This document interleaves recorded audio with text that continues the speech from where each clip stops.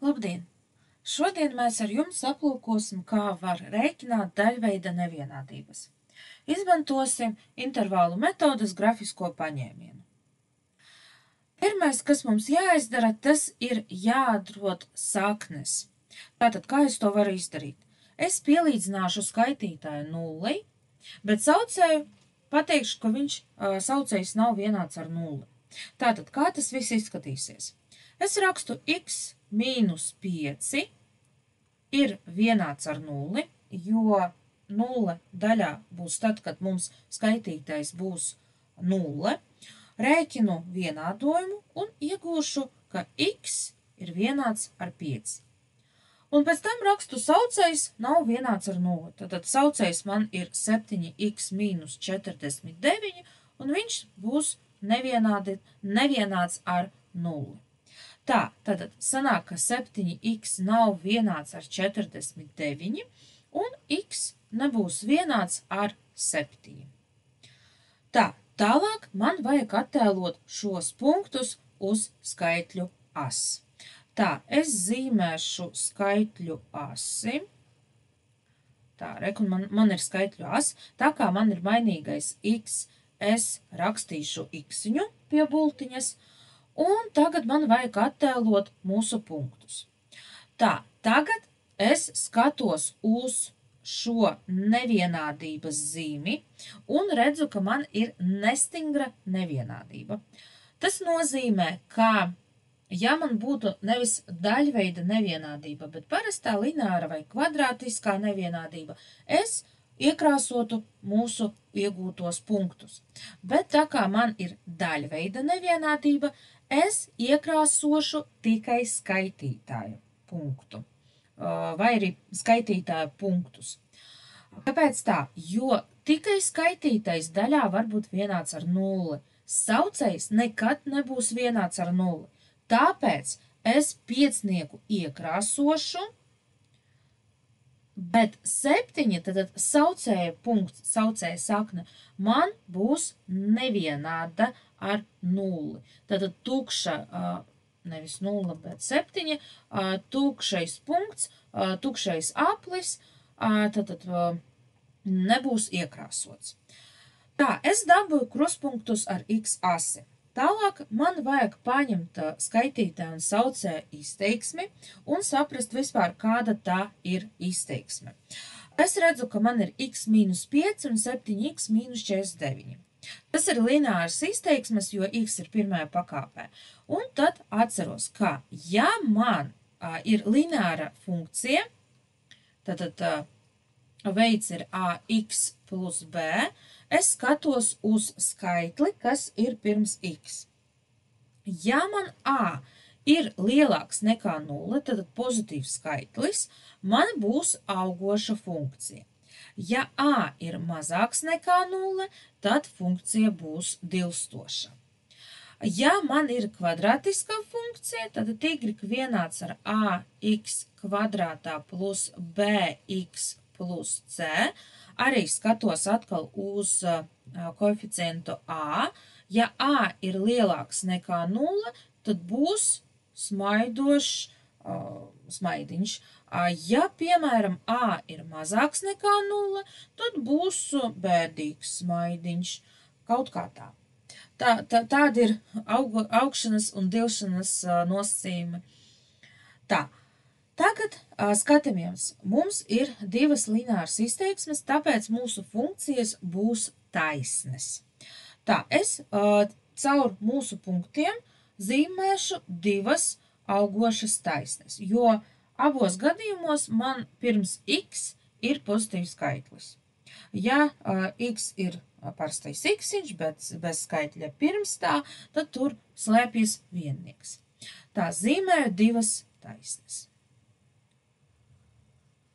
Tā ir tikai skice, es tikai uzskicēju taisni, nevajag zīmēt tik precīzi tās taisnes. Uzzīmēju, tagad man vajag sadalīt skaitļu asi pa intervāliem pēc dotajiem punktiem. Nu, rekur mūsu intervāli, sanāk 3 intervāli, un katrā intervālā man vajag atrast zīmi. Kā es to daru? Es ņemu taisņu daļas katrā intervālā un skatos, ja taisne ir zem x-ās, tātad viņa ir negatīva. Ja virs x-ās, tātad pozitīva. Tā, te ir zem un zem x-ās, tātad abos gadījumos man ir mīnus un mīnus. Tā kā man ir daļa veida nevienādība, es mīnusu dalu ar mīnusu, rezultātā iegūšu plusu. Šeit man ir viena daļa virs x-ās, otra daļa zem. Tāpēc man būs plus dalīts ar mīnusu, un rezultātā es iegūšu mīnusu. Pēdējā intervālā man ir plus dalīts ar plusu, rezultātā būs plus. Tagad es eju pie nevienādības un redzu, ka man ir nevienādība lielāks vai vienāds. Tātad daļa lielāka vai vienāda nekā 0 dod man plusu. Tad saprotu, ka daļai jābūt pozitīvai. Tāpēc es ieskicēšu pozitīvas daļas un saprotu, ka man x pieder tieši pieder šiem intervāliem.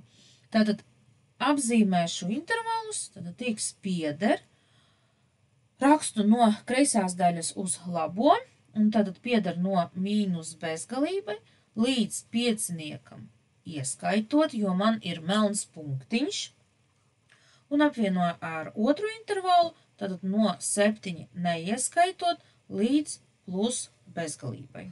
Atceramies, bezgalības vienmēr ir apaļajās iekavās. Nevar būt iekļautajiem. Tā, kaut kā tā. Nu, mūsu nevienādība ir izrēķināta. Ja skatāmies otru nevienādību, šajos gadījumos atkal es redzu divas izteiksmes, viena skaitītāja, otra saucējā, un redzu, ka man ir stingra nevienādība. Tas nozīmē, ka, ja ir stingra nevienādība, abos gadījumos punkti būs balti vai arī tukši, izdurti, dažādi var pateikt. Atkal, plāns ir viens un tas pats. Pielīdzinam nullei, bet mūsu gadījumā dēļ stingras nevienādības, es teikšu, ka arī skaitītais nav vienāds ar nulli. Tā, pēc tam rakstu saucēju, x kvadrātā mīnus 4x mīnus 45 nav vienādi ar nulli.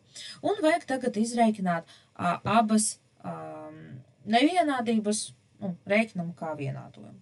Tā, es varu pateikt pēc Vieta teorēmas, ka šeit man saknes ir 2 un 3, tad es rakstu x1 vienāds ar 2, x2 vienāds ar 3, bet tā ir nevienādība, tad svītro nost vienādības zīmi.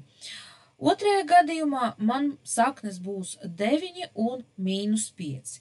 Tad x1 nav vienāds ar 9, x2 nav vienāds ar mīnus 5. Tā, tagad ir 4 saknes vai arī 4 punkti.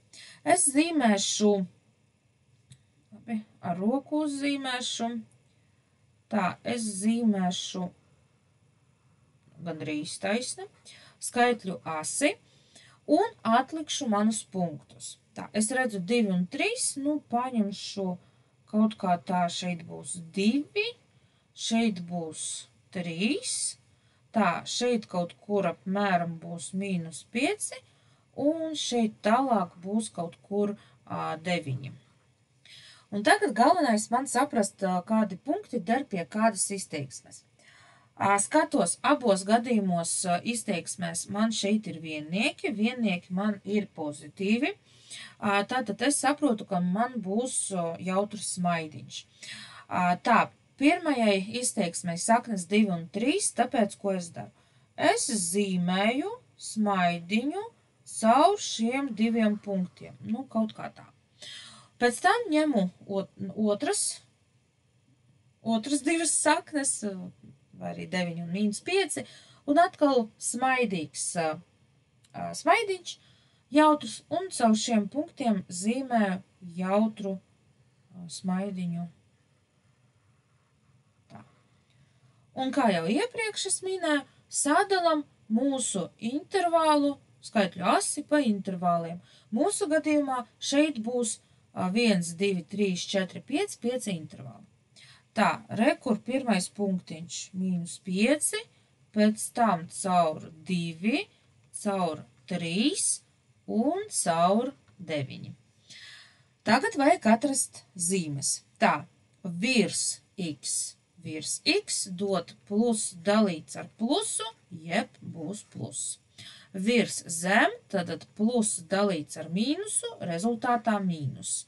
Zem, tad mīnus dalīts ar mīnusu, rezultātā būs plus.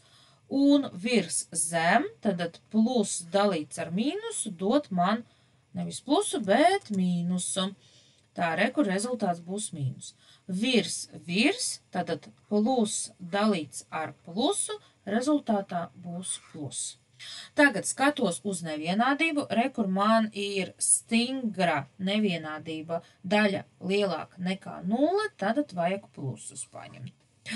Un plusi man ir šeit, pēc tam plusi man ir šeit, un plusi man ir šeit.